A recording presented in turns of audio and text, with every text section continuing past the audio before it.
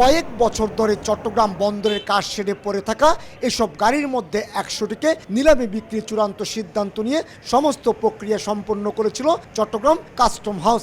কিন্তু নিলাম শুরুর ঠিক আগ মুহূর্তে অতিরিক্ত শুল্ক ও জরিমানা দিয়ে 36টি গাড়ি ছাড় করে নিয়েছেন আমদানিকারকরা।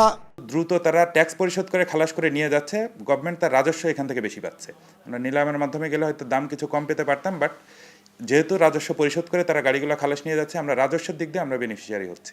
বিদেশ থেকে আমদানি করা গাড়ি ছাড় না করে চট্টগ্রাম বন্দরের কাজ শেডকে আমদানিকারক প্রতিষ্ঠান শোরুম হিসেবে ব্যবহার করেন বলে অভিযোগ দীর্ঘদিনের। এক্ষেত্রে আমদানিকারক সরাসরি গাড়ি ছাড় করালে বন্দর কর্তৃপক্ষ যে রাজস্ব আদায় করার সুযোগ পায়, নিলামের ক্ষেত্রে তা পায় না।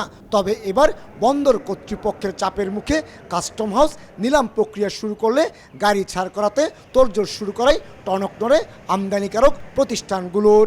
প্রকৃত মালিক ডেলিভারি নেয় তখন সে আমাদেরকে স্টোর রেন্টটা দিয়ে যায়, কিন্তু যখন আরেকজন থার্ড পার্টি অকশন করে ডেলিভারি নিয়ে যায় তখন আসলে সে স্টোর রেন্ট দেয় না, সে কাস্টমসকে তার যে বিড ভ্যালু সেটা দেয়। টেন্ডার বা ই অকশন যেটা আমরা বলি, লাইভে চলে যাওয়া, সেখানে চলে গেলে তখন আর তার এটা নেওয়ার কোনো সুযোগ থাকবে না, তখন সে জরিমানা দিয়েও সেটা তার নেওয়ার সুযোগ থাকবে না।